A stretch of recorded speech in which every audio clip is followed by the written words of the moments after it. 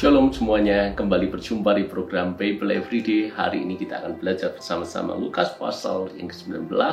Dan khususnya kita akan bahas tentang Sakius, salah satu kisah yang sangat terkenal di dalam kitab Injil. Dan kita mau lihat kenapa Sakius akhirnya bertobat. Padahal untuk mempertobatkan seseorang itu bukan hal yang mudah. Apalagi orang penting, apalagi orang kaya, apalagi orang yang punya posisi jabatan tertentu. Namun Sakius bertobat, bahkan pertobatannya juga sangat luar biasa. Sakius adalah seorang pemungut cukai, dan pemungut cukai adalah kelompok yang dibenci oleh masyarakat pada umumnya. Kenapa? Karena dianggap pro penjajah. Yang kedua, biasanya pemungut cukai dia menarik pajak dari jumlah yang harusnya dibayar. Jadi dia memeras berkali-kali lipat. Sehingga tidak heran pemungut cukai biasanya adalah orang-orang yang sangat kaya.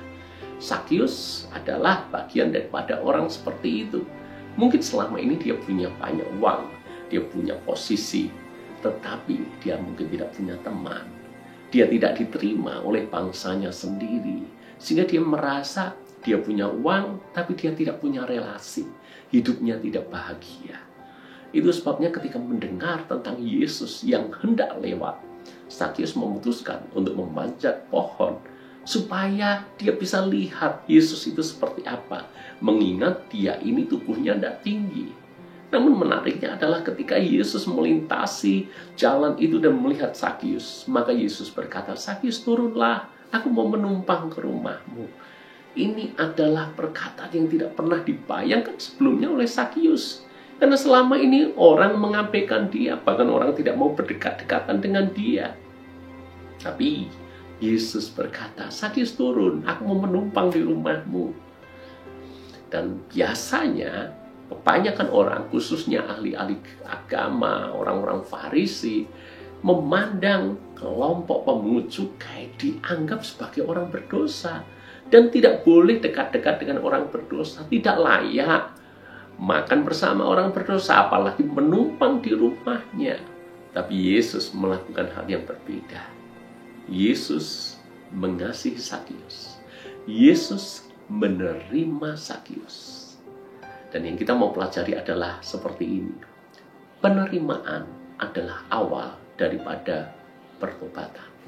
Beda dengan yang dilakukan oleh ahli agama maupun orang-orang Farisi. Konsepnya terbalik. Mereka maunya melihat perubahan dulu, maunya melihat pertobatan dulu, baru mereka terima. Jadi pertobatan dulu, baru diterima.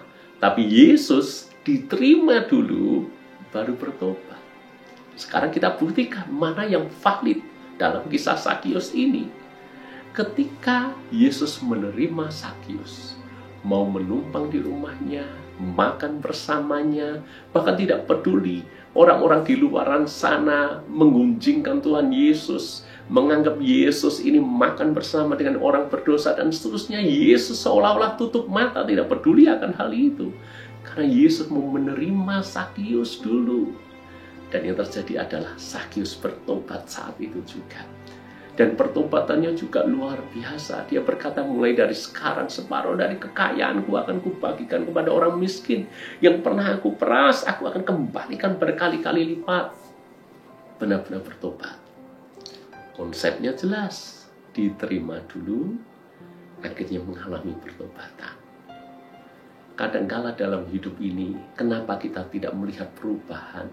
Kenapa kita tidak melihat pertobatan? Karena kita memperlakukan orang-orang yang ada di sekitar kita. Mirip kita ini berlaku seperti ahli Taurat, orang-orang Farisi. Kita maunya mereka berubah dulu, mereka bertobat dulu. Nanti kami akan membuka hati untuk menerima. Jadi berubah dulu ya, nanti kami akan terima kamu. Berubah dulu, jadi baik dulu, nanti kami akan sambut kamu di komunitas ini. Tapi Yesus mengajarkan yang berbeda. Terima dulu aja, nanti orang itu pasti akan berubah. Ketika mereka berada di kelompok orang yang penuh dengan kasih, kasih yang tulus, kasih yang menerima tanpa syarat, orang itu pasti dijamah oleh Tuhan dan akhirnya pasti berubah. Mana yang kita mau pilih? kita menuntut anak berubah dulu baru nanti kita terima. Anak tidak akan pernah berubah.